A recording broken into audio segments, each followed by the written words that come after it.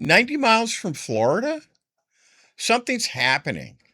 And I don't think that most Americans understand what's happening. And it simply isn't another chapter, in the 60-year argument between the United States and Cuba. Cuba may not even be the main character anymore. But what I think may be happening is that Cuba may be becoming the board that the United States, Russia, and China are playing on. I think that may be happening.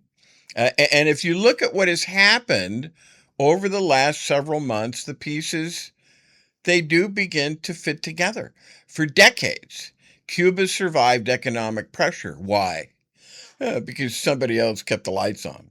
And we were willing to allow that to be that way, except for the neocons who are crazy about all these sorts of things. But everybody else was basically willing to allow it to be that way. Much like Trump upsetting the apple cart in the Middle East. Calmer, more intelligent voices were willing to let the status quo, or I should say, the status be quo. First, the Soviet Union. Later, Venezuela, they were keeping the line, and we were just allowing them to do it. Oil, money, trade, political protection. But that arrangement has been breaking down, especially since we attacked Venezuela. Now Cuba is in an extraordinary energy crisis. There's blackouts now. There's fuel shortages. There's economic pressure. And Washington hasn't merely tightened sanctions. The United States has now indicted Raul Castro himself. And once again, this is kind of a reactionary neocon fantasy. We're going to talk about Mike Johnson back in the 60s and why he's using some of the language that he's doing, because it's odd. Because a lot of these things are passé. They're gauche. They're over with. He shouldn't be talking about them, but he is. And the question is why? This is another example. Yeah, Raul Castro is not a good guy. Fidel, his brother, was not a good guy. Why are we doing this anyway? Why? Admittedly, he may have killed people, but what is the point of us doing this? Is it just neocon venting of its spleen? Anyway, getting back to this. Murder, conspiracy to kill Americans. This is Raul Castro now. Destruction of aircraft. And those particular charges, they arise from the 1996 shoot down of something that was called the Brothers to the Rescue aircraft. And 4 men were killed in that. Now, think about that. This isn't some obscure military officer from Cuba. This is Raul Castro, which is why I brought it up. Brother of Fidel Castro, former president of Cuba, former defense minister, one of the central surviving figures of the Cuban Revolution. And he's been indicted by the United States government for murder. So when you put the oil pressure, the economic pressure, and the criminal indictment together, something larger begins to emerge. Washington appears to be testing, and I have to say, from one standpoint, it's an interesting test, because the neocons have Trump's here, and all of these right-wing, radical, reactionary, and in some cases fascist groups, they have Trump's here for one reason or another, mostly money. And they appear to be testing, the United States appears to be testing the status quo, whether it can break a geopolitical alignment that has existed in one form for more than half a century. And in this case, without invading Cuba, which to me, say what you want, you know how I feel about Donald Trump, you know how I feel about Whiskey Pete Hegseth. That's the way to do it. If you can do it without invading the country, do it that way. And Russia and China, who are, geopolitical masters at this, understand perfectly well what is happening, because Cuba is, a mere 90 miles away from Florida. You think Moscow forgot about that? You think they never understood the value of that? You think they still don't understand the value of that? You think Beijing doesn't? Of course they do. Of course they do. And that is why this just isn't a story about Cuba. It's a story about the CRINKs. You hear me talk about the CRINKs. And when I say the CRINKs, what do I mean? I mean China. I mean Russia. I mean Iran. And I mean North Korea and the countries and organizations through which they project power. And if you're going to understand the world that we're entering now, because this is looks like it's going to be different, you need to understand what each of them wants. And just as importantly, what each of them fears. Which brings me to China.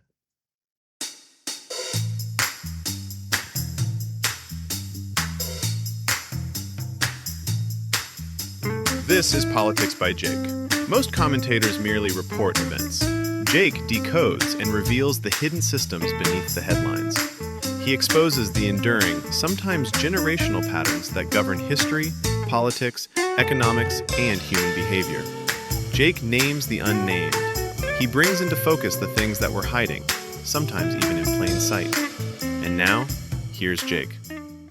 On Politics by Jake, what we do is we talk about business matters and political matters and economic matters, and we do this so that people can, situate themselves accordingly.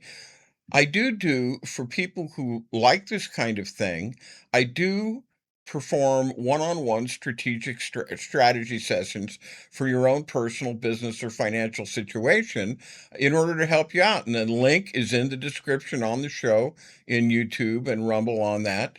And for those of my listeners, KCAA, who are watching or who are listening or watching, welcome. And with that, let's get on with the show. And as I stopped before the break, I was saying, this brings me to China. So let's talk about that. Why China? Well, China has an enormous problem. And it isn't Donald Trump. And it isn't tariffs either.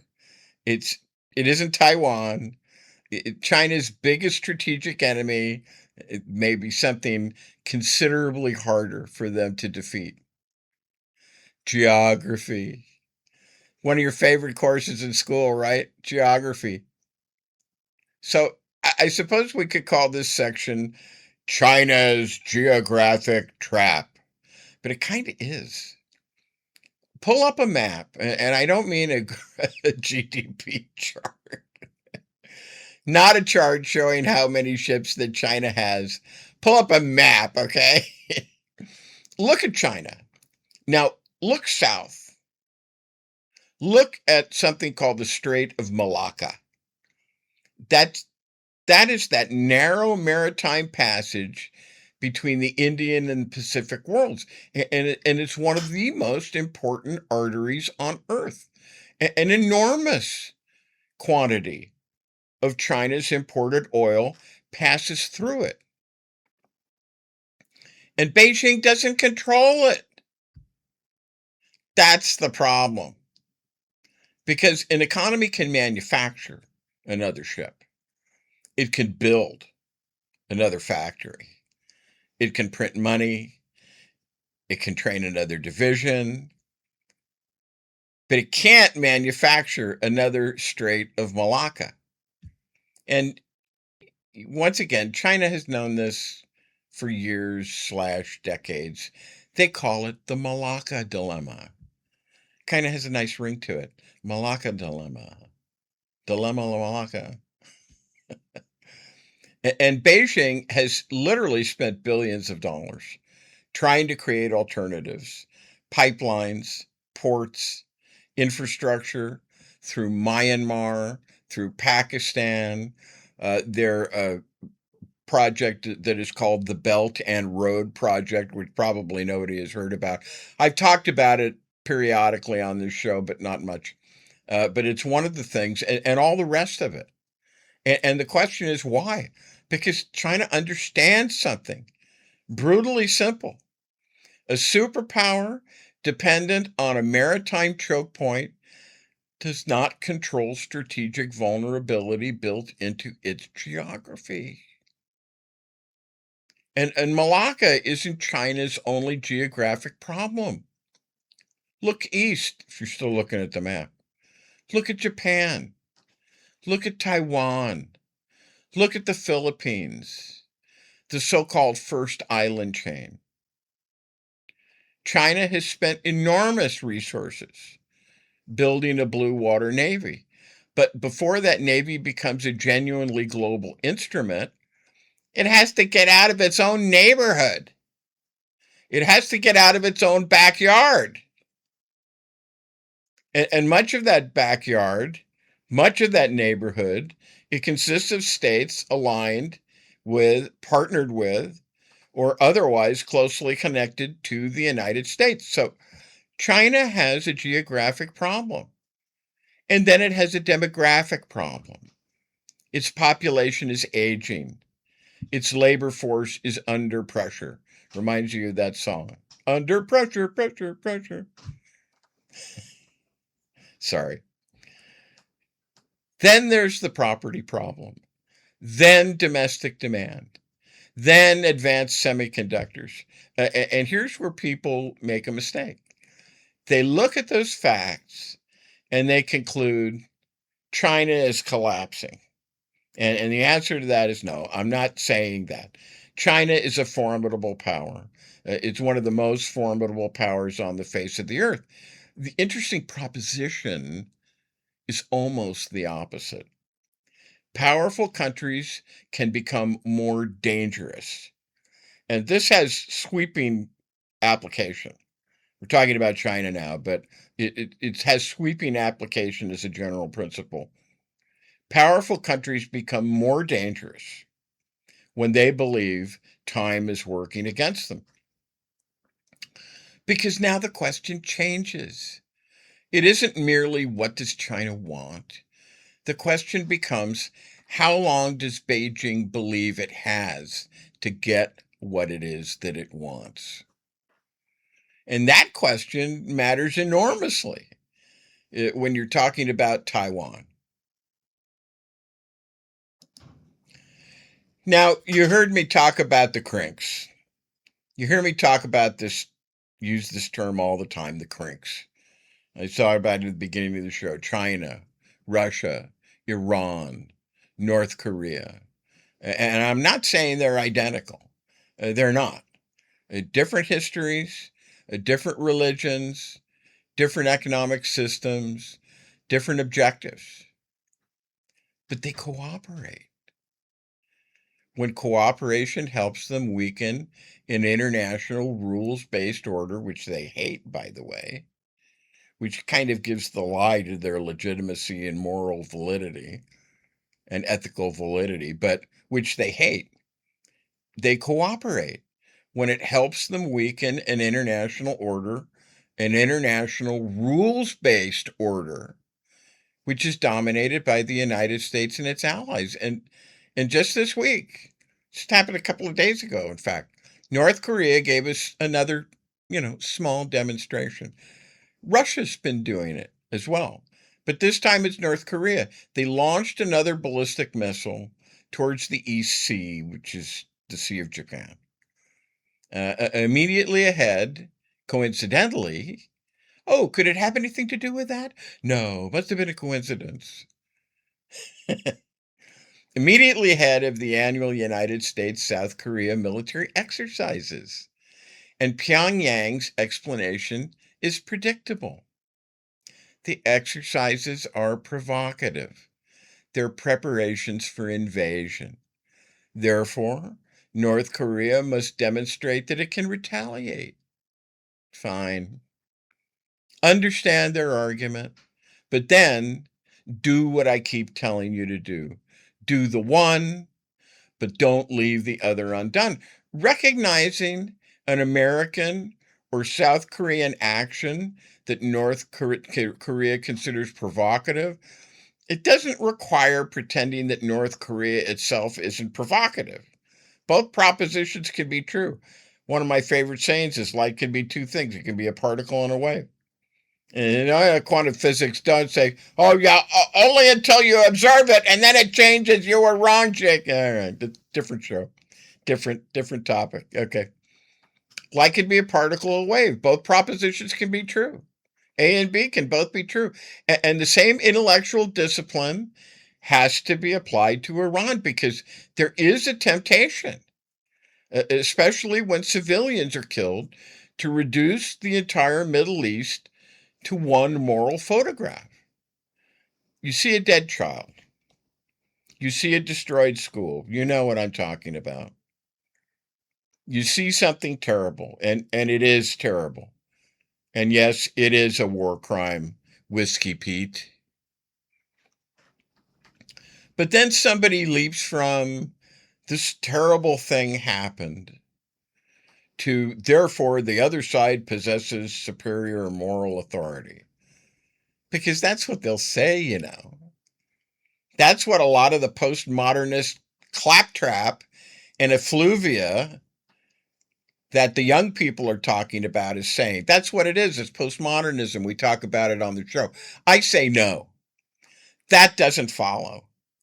You have to ask why military targets and civilians came into proximity. You have to ask who controls the territory. You have to ask about Hamas that has co-opted entirely the Palestinian people. You have to ask about Iran. You have to ask about proxy warfare. You have to ask what Israel did. You have to ask what the United States did. Do the one, don't leave the other undone. That's the standard. Not my side did something bad, therefore your side is good. That's postmodernist claptrap. That's childish. That's nations aren't moral arithmetic where one atrocity cancels another. And that brings me back to something much closer to home, by the way. Are we fools? More of Politics by Jake after this. Hi, this is Jake with Twain Consulting. Let's be blunt, shall we? America is litigious. It's unstable, and it's financially weaponized. If your name is on everything you own, you're a sitting duck. At Twain Consulting, we help you vanish legally, ethically, and permanently. From land trusts to layered LLCs, we teach you how to restructure your assets so the predators can't see them and can't touch them. This isn't a loophole. It's a strategy that the wealthy have used for decades. Isn't it time you got the same protection? Call Twain Consulting at 805-380-5699 or visit us online. Protect what's yours before someone else claims it.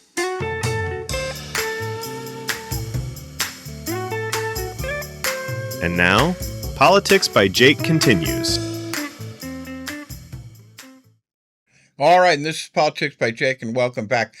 On Politics by Jake, I break down political and economic realities so you can understand what's actually happening and accordingly how to position yourself.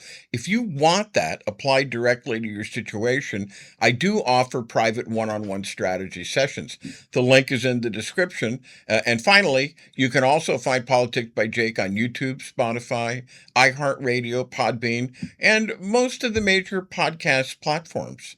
All right, very good. And thus having said, let us continue. Now, I closed the last segment by asking, are we fools? Are we? I mean, really, are we? You're not, all my Christian friends, you know, you're not supposed to call people a fool because you'll be in danger of the judgment. I suppose I'm going to have the mercy of God on this one while the rest of you are more intelligent than I am. But I asked the question, are we fools? There's an old injunction about calling another man a fool. And ordinarily, I think that's wise advice. I think that you should tread softly. I think that you should tread carefully. But this is an election year. So I'm going to ask the question rather than simply pronounce the judgment. At what point Does a voter have a responsibility to know what it is that he's voting for? Because Donald Trump told millions of Americans, what did he say? I understand your grievance. I understand what's been done to you. I will make America great again. And millions believed him. But here's the question I've never thought received an adequate answer. What does the life of Donald Trump actually, the life that he's lived, what does that have to do with the life of the working American whose grievance he claims to embody? Like Bill Clinton, who said, I feel your pain. What are those grievances? What are they? This is a man born into extraordinary wealth. It was always extraordinary, and it's gotten more extraordinary still. A man who inherited extraordinary advantages. A man whose business record includes failures. It includes bankruptcies, more than one. Not just one, more than one. Look, Mom. And yet somehow, this man became the vessel for millions of people who believed that the elite of all people, of all groups, of all classes, that the elite had forgotten them. I mean, give me a break, will you? Will you please? Will you just give me a break? That's psychologically fascinating to me, as you can probably tell by my expressions, because Trump didn't merely persuade people that he understood their grievances. He persuaded them that his grievance and their grievance were the same grievance. It was the same thing. And that's really extraordinary because, look, they're not. His grievance is intensely personal. People didn't respect him enough. The establishment didn't accept him enough. The newspapers didn't admire him enough. He wasn't called enough every day for comments on this, that, and the other thing by the media. The elites he desperately wanted acceptance from wouldn't completely let him in the club. And it's pretty much that way now. They're forced to a certain extent. But, he's just a tool. As I said last week on the show, he's just a tool. And somehow that became fused with the grievance of a factory worker, a small businessman, a farmer, somebody who watched his community deteriorate over 30 years. Those are not the same injuries. And yet politically, they became the same story. That's one of the most remarkable political achievements of the Trump era. And in an election year, I'm going to keep asking the same uncomfortable question. Not merely, what did Donald Trump tell you? But why? Why did you believe him? How could you? Have you taken leave of your senses? How could you believe him? And why? Why do I say this? Well, because citizenship, look, it carries an obligation, okay? Beyond mere anger. You have to know what you're buying. You have to know who's selling it. And eventually, every 2 years, you have to look at the results. Like I said, do the one. Don't leave the other undone. Apply that standard to Iran, okay? Apply it to Israel. Yes, apply it to China. Apply it to Russia. Apply it to North Korea. And for God's sake, apply it to ourselves. And you're listening to Politics by Jake. We'll return to Jake in just a moment.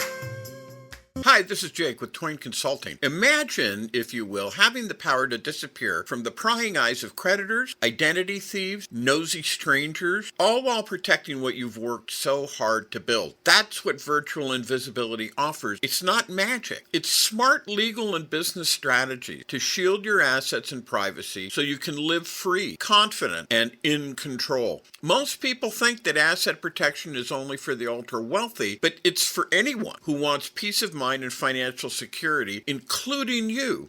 Don't wait until it's too late. Take control now. Call me at 213-465-0639 or go to facebook.com/Twain Consulting to learn how virtual invisibility can protect you and your family, because when you're invisible to risk, you're unstoppable. This is Politics by Jake. Stay with us. All right, this is Politics by Jake, and we're back. And now I want to do, I almost feel like Monty Python. And now for something entirely different. It's not. I am a student of history, and I want you to hear some things from a historian named Tad Stormer. And he wrote a book called A Resistance History of America. And I'm warning you up front, this is dense, not bad dense. It's good dense. There is a lot going on here.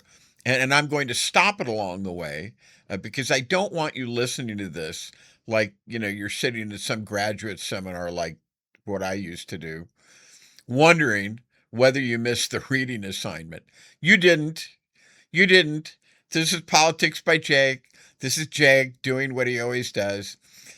And I'm going to walk through it with you because this is an election year, because we have an extremely serious situation that I've been trying to portray to you all along, really, since I've been on the air with you and in this podcast also for some years now. And I'm going to walk through it with you because I feel it's important, and I feel that it's important that you listen. So first of all, and I'm going to be switching back and forth between saying the things that Mike Stormer says, or I'm sorry, Tad Stormer says, and what I'm saying.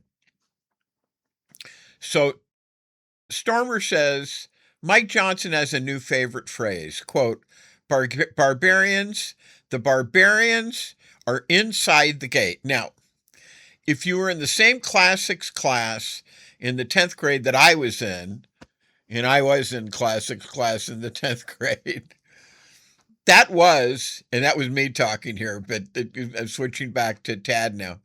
That was something's glitching in your brain. Now I realize that in school, the classics aren't taught anymore, and they need to be, and this is me talking again. The phrase is this. It's not the barbarians are inside the gate. It's the barbarians are at the gates. The entire warning is that the enemy is on the outside. See? Coming to get in. Now, stop. Now, this is me. Stop right there. That sounds like a tiny distinction. It isn't. The phrase barbarians at the gates means the enemy is outside. It means defend the walls. Barbarians inside the gates, and we're going to talk about the phraseology a little bit more, means something entirely different, because this is important. This is very important. It's very important that you understand and discriminate, and that's why I'm talking about this and have such a particular animus and spirit to convey this to you. This is just very important. It means the enemy is already here. And if the enemy is already here, your job changes. You're not defending a perimeter anymore. Now you have to find them. You have to identify them. You have to separate them from everybody else. Remember that. Because that distinction is going to matter enormously before we've done. Now, listen to where Tad goes next. He says, Thomas Sowell is a black economist who grew up in Harlem in poverty. He's a former Marxist, and that matters. Hang in with me here. I'm going somewhere with this. This is me talking. Okay, back to Tad. He's a Harvard graduate, University of Chicago PhD. He spent nearly half a century at the Hoover Institution at Stanford. Sowell taught a generation of conservatives, that the people destroying America aren't on the outside. They aren't foreigners. They're other Americans. They're you. They're you. They're your professor. They're your, you'll excuse the expression, liberal judge. They're your progressive congresswoman. Okay, now this is me again. Now, we've got to stop again here because Thomas Sowell himself is fascinating. He's a former Marxist, and he wound up as a conservative. Go figure. Studied in Chicago, studied under Milton Friedman, Uncle Milty. Have you ever heard him referred to as Uncle Milty? That's the guy, Milton Friedman. And he remained a Marxist even through all that. And Milton Friedman is spoken of reverentially by many of the students who took his classes and sat at his feet while he taught them. That's important. That's important. Milton Friedman didn't wave some magic wand over Thomas Sowell and turn him into Thomas Sowell. He's still a Marxist. Still a Marxist. Sowell himself says one of the things that changed his thinking came later when he worked at the Department of Labor and began looking at the incentives of bureaucracies themselves. Different argument, different road. But Tad really isn't giving us a biography of Sowell here. He's showing us an intellectual lineage, the idea that the danger isn't necessarily some army crossing the frontier, the idea that the danger may be inside the institutions, inside the universities, inside the courts, inside the government agencies, inside Congress, inside culture. It's interesting because I would make kind of the same argument in a different way. Now, watch what happens when Mike Johnson picks up that language. And here's Tad Sturmer talking again. Mike Johnson's activating all that, he says.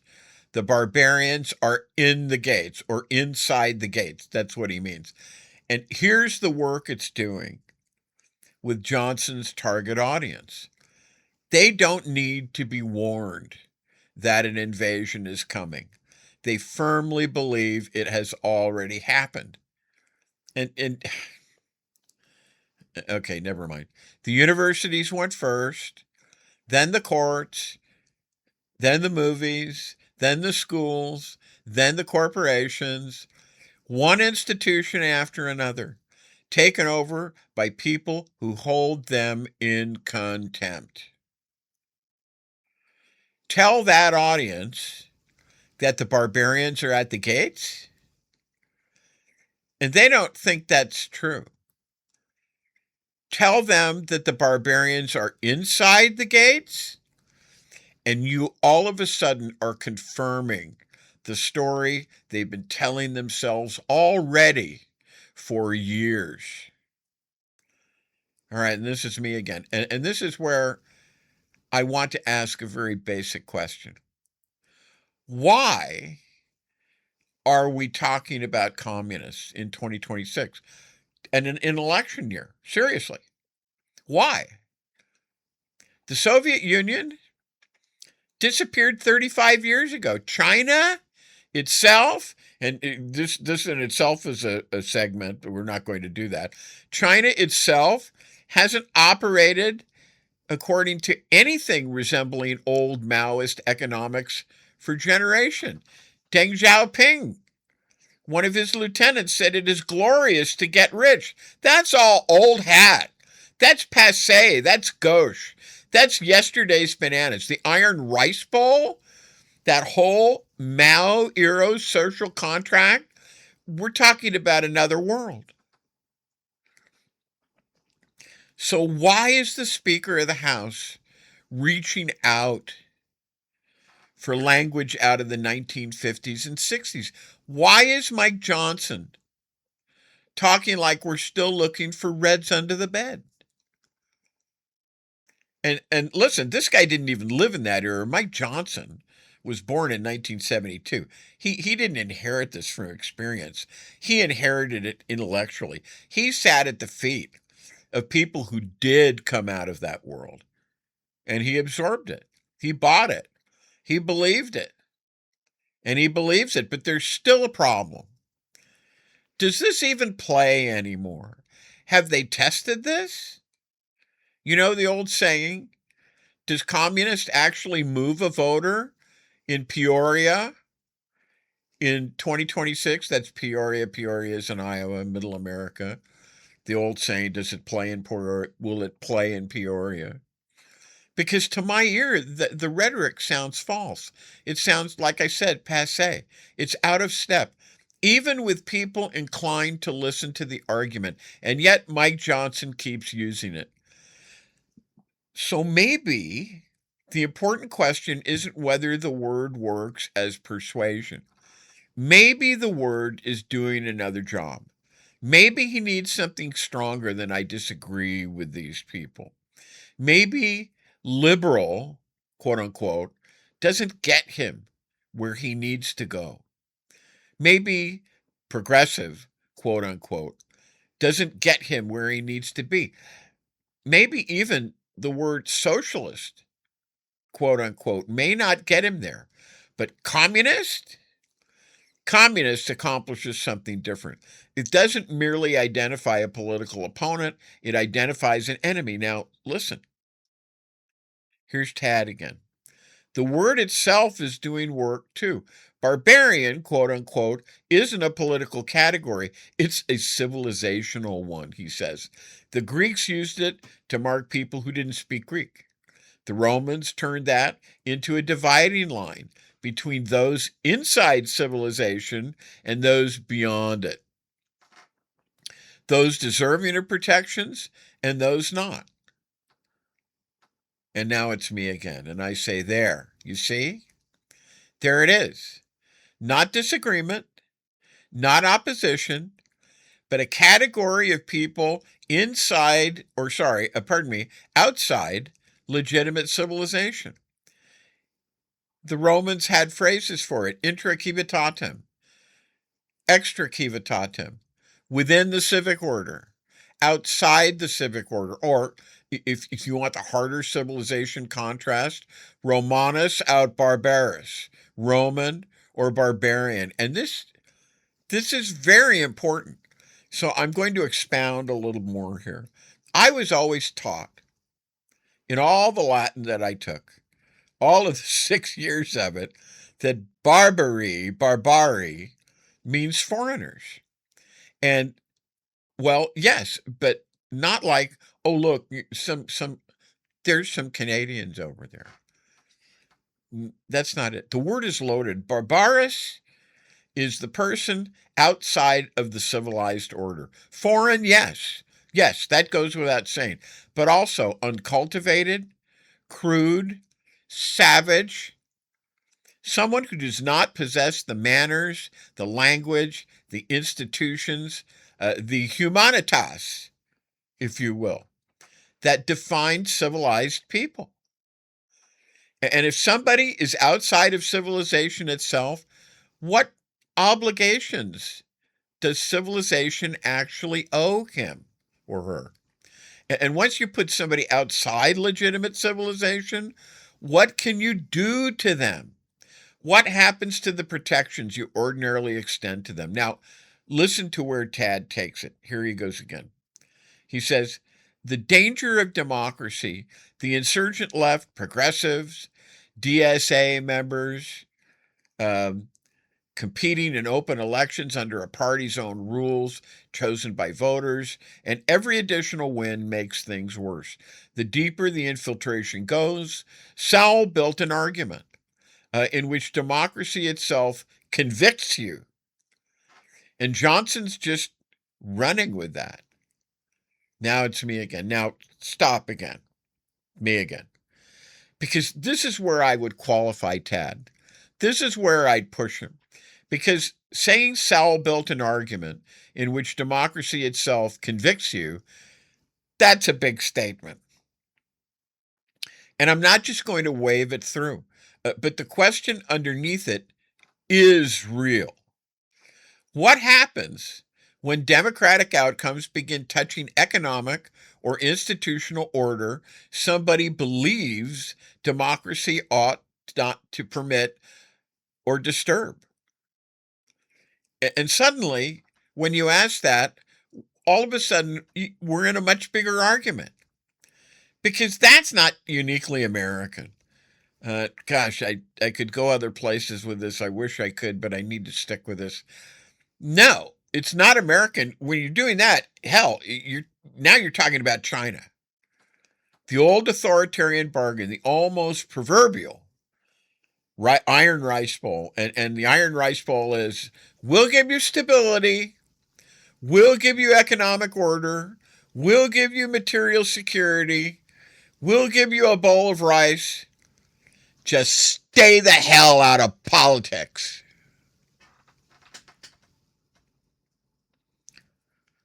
Different economic system, right? Different ideology, different century even. But the underlying political question, it's the same. What is democracy allowed to touch? And who gets to decide? But now, Tad gets to the part that really matters for what Mike Johnson is doing. Because me personally, I give it to you as a conjecture that what Mike Johnson really is telling Fox News acolytes is this. And here's Tad. We fought communism somewhere over there. This is me talking. I cannot stress to you enough. This is canard. It's phony baloney. It's a straw man. It's a red herring. Okay. We fought communism over there, and now it's here. After all we could do, it's here. And the difference between at and inside tells you what's next. Barbarians at the gate, it's a call to get on the walls. Barbarians inside the gates is a call to hunt. There's no perimeter left to defend. So the job becomes identification, sorting out which of your neighbors are the enemy. There, you see? It's me again, Jake. That's the line. Sorting out which of your neighbors are the enemy. And I don't have to invent some theoretical future version of that. Go on social media. Go ahead. Won't take long. You will find people openly saying Democrats are traitors. Democrats should be in prison. Democratic representatives should be killed. Kill all Democrats. They're out there. They exist. So what happens when Americans begin calling other Americans enemies of the country? Funny you should ask. Because we've done this before. 1951, Dennis versus United States. Come with me. And here's Tad. In 1951, the Supreme Court decided Dennis versus the United States, upholding the Smith Act convictions of 11 Communist Party leaders for conspiring to advocate the overthrow of the government. They hadn't attempted to overthrow anything. And this distinction, this is critically important. They hadn't attempted to overthrow anything. That's the difference between positive law, which you've heard me talk about, and negative law, which you've also heard. Negative law depends on an actual action. Positive law is action against people who are just talking. Haven't done anything. They're just talking. They hadn't armed anyone. And the government's case in this case rested on their organization, their doctrine, and the claim that they intended to act someday when conditions allowed. Now it's me again. And this is why the old communist language that Johnson is resurrecting, reprovisioning, repurposing, this is why it matters. Because now the word is no longer merely descriptive, it becomes evidentiary. You're not dangerous because of something you've done. That would be negative law. You've already done something and you become dangerous. No, you're dangerous because of something you are going to do, because of something merely just because of what you are, just because of what you believe, just of what organization you belong to, what category someone has put you in. And that's positive law. The idea that even if you haven't done anything, you still should be indicted and attacked and judged and penalized. And once government decides the category itself establishes the danger, we've got a problem. Now let's keep going. This is Tad again. Their danger, and I'm quoting him now, their danger was in the preparation. In the infiltration, they thought that was the danger. Being a communist was, in effect, enough. That was just enough. Communists were, by definition, part of a conspiracy to overthrow the government of the United States. If that was shielded behind the First Amendment, the government couldn't strike back until it was too late. The crime was in the word communist, which is exactly what Johnson is using. That's the word he's using. And now we're back to me. The crime was the word.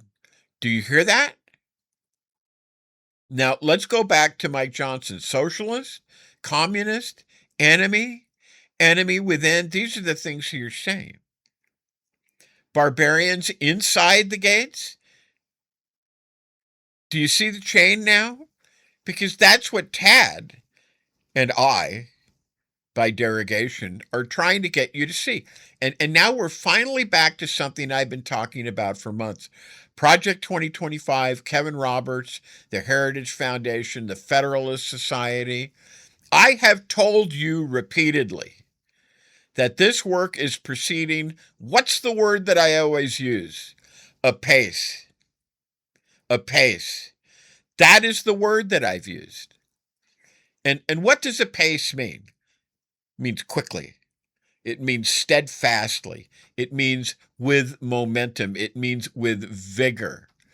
These are not a bunch of guys sitting around a bar, half drunk, shooting the proverbial bull, getting themselves worked up, and then going home, sleeping it off, and forgetting about it all when the sun comes up the next day. No. These guys are quite serious. These are people who have described what they're doing as a second American Revolution. And Kevin Roberts, God bless his little perverse, reactionary, fascist heart, and I say this so that you get an idea of what I'm saying, Kevin Roberts said it would remain bloodless. Oh, it's so good to know that the revolution will be bloodless. But then he said, if the left, that vague, ambiguous word, to the left of what? To the left of Attila the Hun? I mean, what? The revolution will be bloodless if the left allows it to be. Listen to the condition. Bloodless. If the left allows it. Now, I hope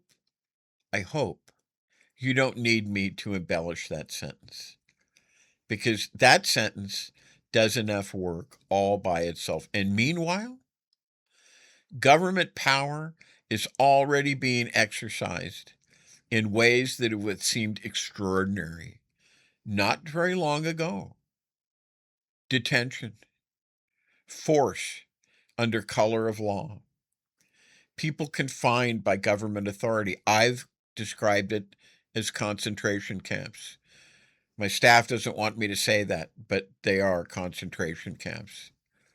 Deaths involving government action. You want to fight with me over terminology? Fine. We'll fight about terminology. Well, we can have that argument, but don't use an argument over a noun. Okay? Please, will you? Don't use an argument over a noun to keep yourself from looking at the thing that it is, because this thing that Tad Stormer is laying out is an ideological predicate. It is a moral rationale. It is the permission structure. And it's happening right in front of your eyes. Right in front of your eyes. What's the word I used? Apace? Listen to the sequence, will you? They're not opponents. They're socialists. No, wait, hold it. They're communists. Yeah, that's it. They're communists. The reasoning is so stupid. It's so flawed. I mean, I feel almost like I'm watching a comedy bit in which the stand-up guy is inordinately disingenuous because it's necessary for him to do so everybody can understand and see that this is so over the top that this must be a joke. You've got to be kidding. This is not serious.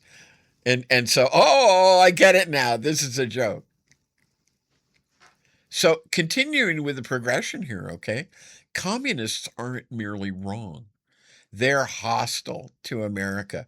They're not outside anymore, according to this. They're inside. They've infiltrated our institutions. It's all over. The sky is falling, Henny Penny. Do you see? Do you see? Do you get this? What this is? The sky is falling. And therefore, this is the reasoning, ordinary democratic restraints become naivete because you're no longer dealing with legitimate political opposition. There. That is the permission structure. Project 2025 is the program. Heritage provides policy, organization, personnel. Federalist Society spent decades building the legal doctrine and legal infrastructure. There are people, there are plans, there is machinery. But none of that machinery exists in a vacuum. You need something else. You need a story.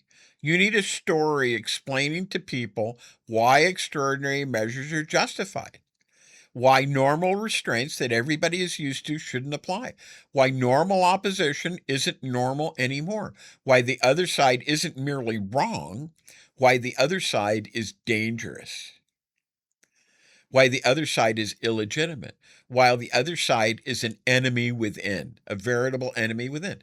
And that enemy within, infiltration, barbarians inside the gate, is the story. Now we know why Mike Johnson needs the antique vocabulary. Communist isn't principally there just to explain economics. It establishes the enemy status. Communist gets you to enemy. Enemy gets you to inside the gates. And inside the gates supplies the predicate for extraordinary measures against people who would otherwise possess ordinary constitutional rights. That's the line. Do you see? And here he says constitutional protections don't disappear first on paper, not in a courtroom. They disappear first as a political agreement about who deserves them. The prosecutions translated a political category into a crime, and then Dennis translated it into constitutional doctrine. And that is why I'm spending this much time on this. Because what at first blush sounds like some graduate school seminar about barbarians, Thomas Sowell, communists, and a Supreme Court case from 1951, because ideas don't stay in books. They don't stay at Hoover. They don't stay at Heritage. They don't stay at the law reviews of the Federalist Society. They don't stay in classrooms. Eventually, someone takes the idea out of the book. Somebody turns it into policy. Somebody gives it an office. Somebody gives it a budget. Somebody gives it a badge. Somebody gives it a language. And eventually, somebody gives it the force of law. That's what happens. And it's happening right now in front of your very eyes. Apace. This is Politics by Jake. Stay with us.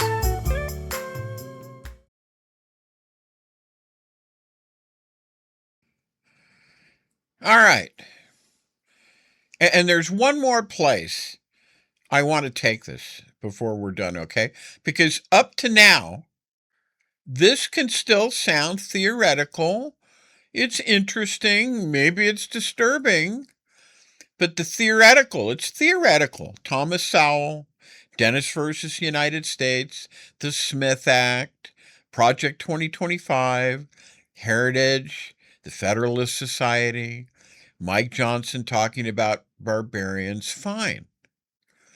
But ideas matter most when they finally collide with an actual event, and we've got one coming. Like I always say in this show, welcome to the fight. Welcome to Politics by Jake. Welcome to 2026. We have an existential election that is going to decide how and in what form or shape the United States continues. You don't think that the people that I've been talking about, the Mike Johnsons, the Kevin Roberts, and so on and so forth, you don't think they know that? You don't think they're keyed in on that? This is big to them. And it's so big that they might even, through their tool, Donald Trump, cancel it or invalidate it. Mike Johnson might refuse to cede control of the Congress over to the Democrats, who most assuredly, if there is any fairness in the world, will win. At least win the House. And this is where Tad Stormer takes the argument one step further than I've taken it so far, because think about what happens, okay? Think about what happens if you spend months telling people their political opponents are not merely wrong. They're not merely liberals, Fox News. They're not merely progressives, Newsmax and One American News Network. They're not merely socialists. No, they're communists. And, communists are simply not people with whom we disagree. Communists are enemies. And those enemies are not somewhere overseas anymore, so he's saying. They're here. They're inside the wire. They're inside the Democratic Party. They're inside the universities. They're inside the courts. They're inside Congress. They're inside the gates. Okay? Now tell me something. What happens when one of those people wins an election? Syed of Michigan, Alessandro Ocasio-Cortez of New York, and any of the other members of the squad who are so spoken of pejoratively and negatively by the right. That's the question. Because in an ordinary democracy, the answer is very simple. Your candidate loses, their candidate wins.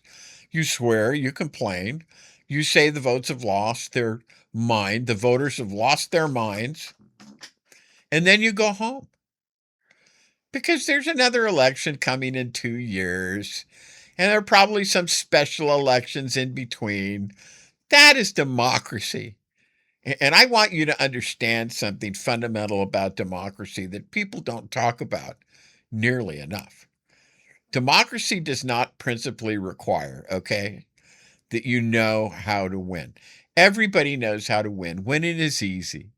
Democracy requires that you also know how to lose, that you recognize the legitimacy of the system, even when the system produces an outcome that you hate, that you recognize that a person you may despise may nevertheless have won lawfully.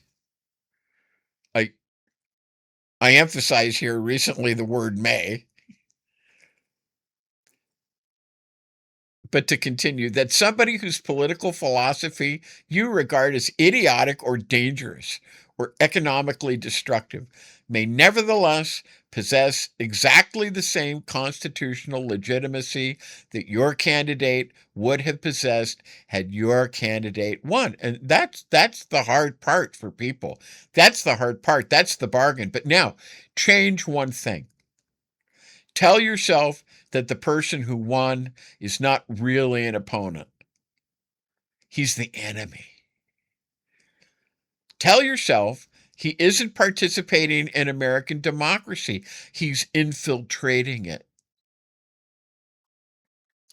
Tell yourself that this election isn't the expression of voters in 2026 exercising their constitutional rights. It's evidence that barbarians have penetrated farther inside the gates. Do you see the problem here?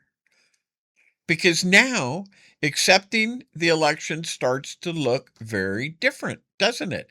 Now accepting the result isn't a democratic restraint, an ordinary democratic restraint. It's appeasement. See? It's surrender. Maybe it's even collaboration. And that is where this kind of language gets dangerous, quite frankly. Not merely because it's ugly, but we've always had ugly political language. Good Lord. Read the election pamphlets from the 18th century sometime. We've been calling each other terrible things, terrible names, using terrible epithets since before there was a United States. That's not the point. That's not the point. The point is what the language prepares you to do when democratic institutions produce an outcome that you don't like. And Tad Stormer points to something else here that I think is worth knowing. The House of Representatives judges the elections and qualifications of its own members. It's right there. It's there in the Constitution. That's what happens. Now, there are limits. The Supreme Court said in Powell versus McCormick that Congress cannot simply invent new qualifications for membership just because the majority that's there already, and I'm paraphrasing slightly, doesn't like the other guy's politics. Fine.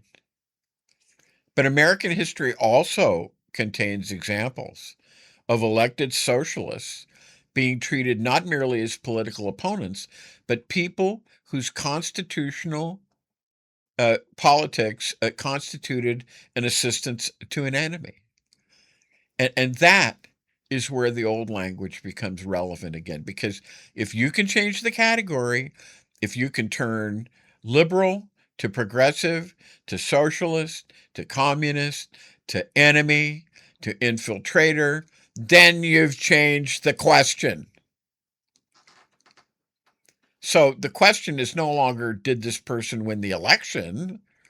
The question becomes, can an enemy of the United States be permitted to take his seat? See? See what just happened? The votes didn't change. The Constitution didn't change. The election result didn't change. The person didn't even change. Only the category changed. And suddenly, you're not arguing about democracy anymore. You're arguing about national survival. And that's an enormously powerful political trick. And that's why I keep coming back to language. Words, they're not merely decoration around politics. Words create political categories. Categories tell us how people are to be treated and eventually find their way into institutions, into regulations, into courtrooms. into police powers, into legislation, into the exercise of governmental force. That is precisely what we just talked about with Dennis. The crime eventually became embedded, you see, in the category. The word did the work before the law ever even arrived. So now, I urge you to take Mike Johnson seriously. When he says barbarians are inside the gates, don't laugh it off, because it sounds like something from a Cold War movie. Don't dismiss it because communist sounds ridiculous in 2026. Maybe the antiquated quality is actually besides the point. Maybe the word isn't being used because anybody seriously believes we're debating the finer points of Marxist economics. Maybe the word is being used because it performs another function entirely.